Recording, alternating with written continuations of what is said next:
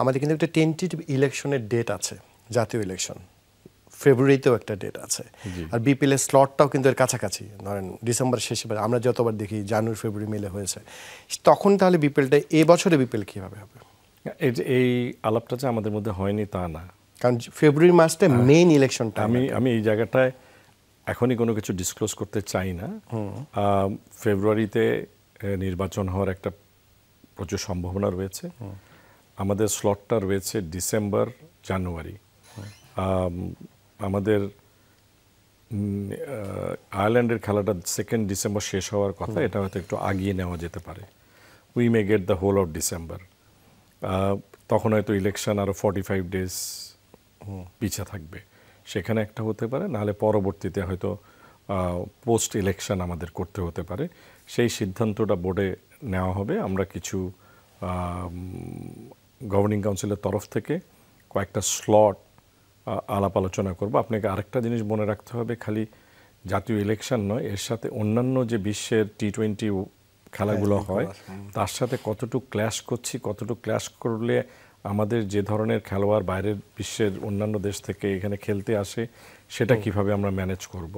So that is a real কি challenge, but তার থেকে অন্যান্য চ্যালেঞ্জগুলো আরও বেশি মনে হয় আমার কাছে। আপনাকে তো দীর্ঘমেয়াদী মালিকানা ফ্র্যাঞ্চাইজি দিতে হবে, সেগুলো দীর্ঘমেয়াদী দেওয়া অবশ্যই উচিত, কারণ আমরা যেভাবে এটা করেছি খণ্ড খণ্ডভাবে আমরা বিপিএলকে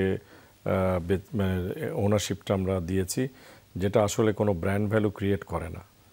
আমি ব্যবসা করি, আমার কাছে যদি মনে করি 1 বছর 2 বছরের জন্য আমি যেটা করব, সেটা হ্যাজ নো ভ্যালু। এটা আসলে আমাকে কোনোভাবেই এনকারেজ করবে না যে ও ধরনের একটা কোনো ভেঞ্চারে ইনভলভ হতে। এবার আপনি টিম 7টা নিয়েও একটা বাস্তবতা তুলেছিলেন যে আসলে আমাদের কতটুকু এটা আছে। আমার কাছে মনে হচ্ছে যে প্রথম যেটা হবে যে আমাদের একটা ক্লিন বিপিএল দরকার।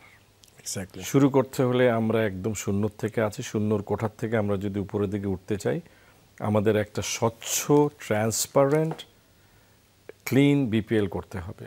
এটা সার্বিকভাবে, এটা খালি দলগতভাবে না, খেলা পরিচালনার ক্ষেত্রে বিভিন্ন যে ধরনের অন্যান্য আলাপ আলোচনা আসে তার স্বচ্ছতা নিয়ে, ট্রান্সপারেন্সি নিয়ে, অন্য ক্লেমগুলো যেগুলো আছে সেখান থেকে আমাদেরকে বেরিয়ে আসতে হবে। এবং সেটা করার জন্য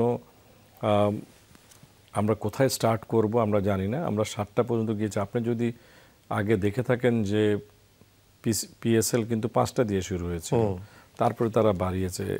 আপনি ভারতের আইপিএলকেও যদি দেখেন, তারা প্রথমে সংখ্যা কম ছিল, পরে সংখ্যা বৃদ্ধি করেছে। সো আমাদেরকে প্রথমে নিজেদের মেরুদণ্ড সোজা করতে হবে। মেরুদণ্ড সোজা হলে এটা 5টা কেন, 7টা কেন, 8টাও হতে পারে। সেখানে আমি মনে করি না কোনো সমস্যা আছে। আর আপনি যখন ব্র্যান্ড ভ্যালুটা বাড়বে তখন ইকোনমিক কন্ডিশনটাও বেটার হবে। কিন্তু আপনি তো কাছাকাছি সময় চলে এসছেন, আপনাকে তো কাজটা শুরু করতে হবে। হ্যাঁ, আমি তো গত বৃহস্পতিবার খবরটা পেলাম। আমার মনে হয় একটা উইকেন্ডও এখনো পার হয়নি। তার মধ্যে আপনি বলেই আর কি বলে মাহবুব ভাই এই বিপিএল নিয়ে নিশ্চয়ই যে প্ল্যান আছে তার মাথায়, আমরা অলরেডি কাজ করছি। এই মাসের মধ্যেই আমাদেরকে একটা সিদ্ধান্তে পৌঁছাতে হবে। এর থেকে দেরি করলে আসলে আমাদের জন্য কঠিন হয়ে যাবে।